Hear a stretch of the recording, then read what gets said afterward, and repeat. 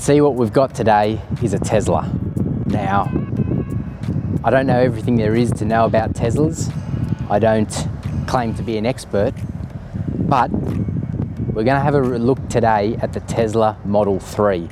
We've had a few people ask us whether we could review a Tesla. We've got our hands on one today.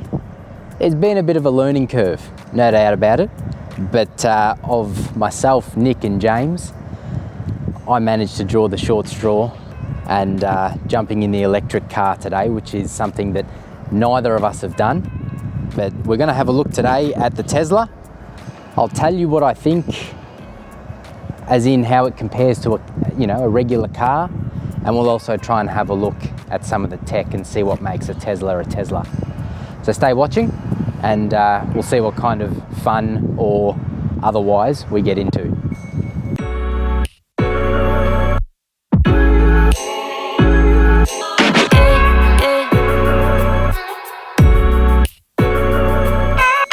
So to begin with today, let's try and keep things simple and let's just look at the Tesla as a regular car.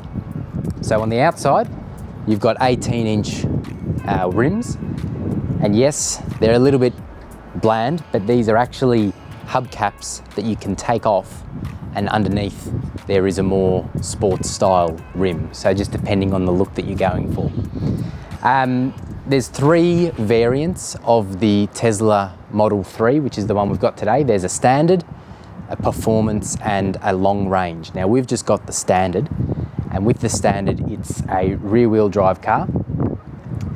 The door handles are a little bit funky, so I'll show you them.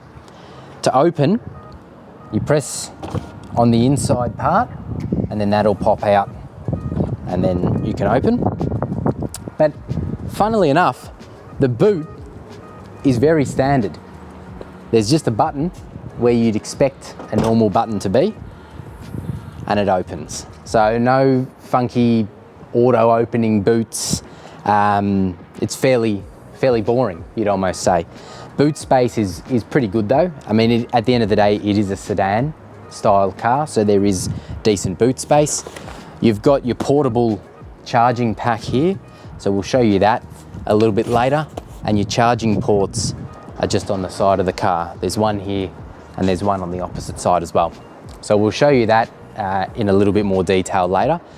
As well, no self-closing button to make the door go down, even though that's starting to become much more common on European cars and the like. But no, just a standard close the boot yourself kind of deal. So if you want to keep things simple, the outside, there's no exhaust to look at, so it's a very plain, I guess sleek design on the back end as well. So that's the outside of the Tesla. We're trying to keep it simple, but let's jump inside and things will get a little bit interesting.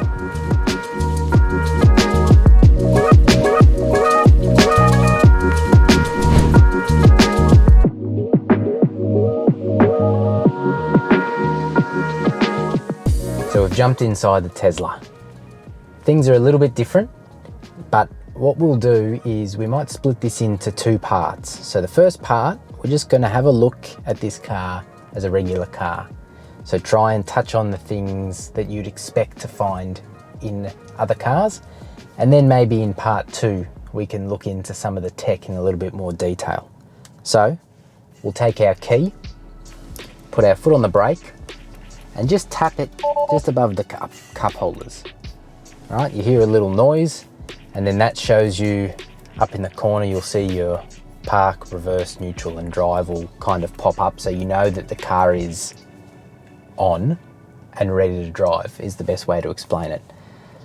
So steering wheel is obviously very plain and clearly a lack of instruments in the center.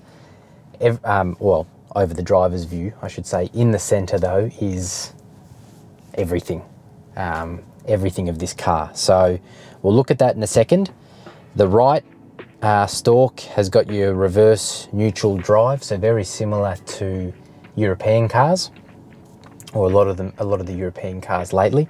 So we'll push that down and it'll go into drive. You'll hear that the automatic park brake just disengaged. The left stalk is purely indicators and windscreen wipers.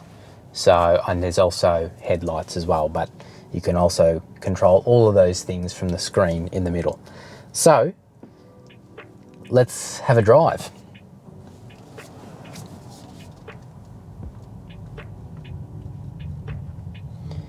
What you'll immediately notice is the lack of noise. Usually when, particularly our last few cars that we've reviewed on the channel, we've tried to get some video of the exhaust note and see how it sounds, particularly for the performance cars like the V8. But there's no opportunity to do that with the Tesla because we're off and going, and pretty much all you can hear today is a little bit of wind outside, a little bit of road noise from the tyres, and that's about it really. The best way I can describe it though is almost the feeling of being on a monorail. It's smooth, it glides, it almost feels like it's on rails, and as you power up, there's just a steady hum that just reminds me of, as I said, of a monorail. It's the best way I could describe it. So inside the car, it's quite, a lot of it's quite plain and basic, aside from taking out the screen. But this variant has got the full leather seats. They're adjustable down by the side, so you can push them forwards and back.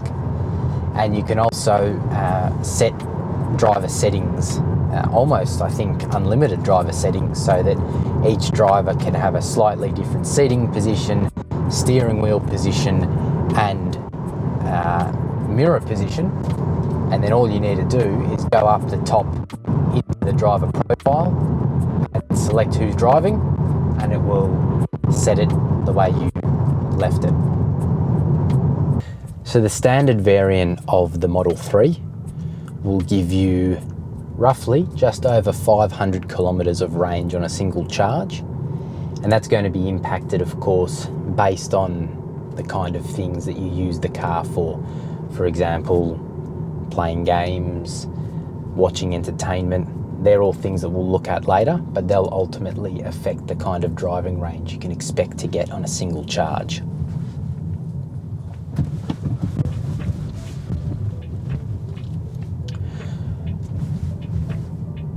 So with acceleration numbers, it will do, the standard version will do 0 to 100 in 5.6 seconds, and it can even go as fast as 3.3 seconds in the performance variant. So depending on what you want, you can definitely customize the car and get the software package that suits you. And just to see an example of that acceleration, we'll go here from a standing start.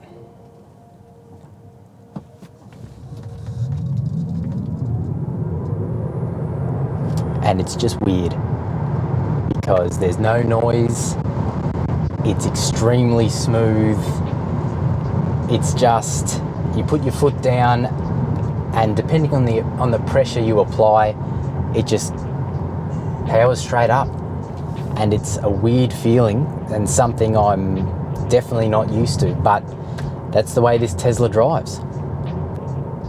So to look at the last few features of this car that I guess keep it as regular as possible, you've got cup holders, you've got plenty of glove box and center console storage to do everything you need. You do have USB connectivity as well, and then pretty much everything that you would expect to be standard when it comes to technology, you're going to get in this car. So you've got Bluetooth connectivity, you've got you've got heated seats, you've got reversing cameras, you've got side mirror cameras to help you with your blind spots. You've even got here on the on the screen, which is a 15-inch screen, you've got almost a virtual view of the exact road that you're driving on. So that's not very standard for regular cars, no doubt. But everything else, it's got everything that you would expect a modern car to have, with obviously more that we'll go into in a little bit more detail later. Now, one thing I will touch on as we're finishing off the features of what makes the Tesla a regular car is the panoramic roof. Now, I did make an error and forget to mention that in our last video of the SQ5, but I won't forget it this time. There is a panoramic roof here in the Tesla, but it's got a tint to it, so it's not a regular sunroof tint, and that helps with UV and glare and different things like that. Wow, what a crazy drive in a car that makes no noise and the acceleration is so smooth. Thanks for watching part 1 of our Tesla review. Part 2 will be coming soon, and we'll really get into detail of the computer and the tech features of this car. So thanks for watching, and we'll see you in the next one.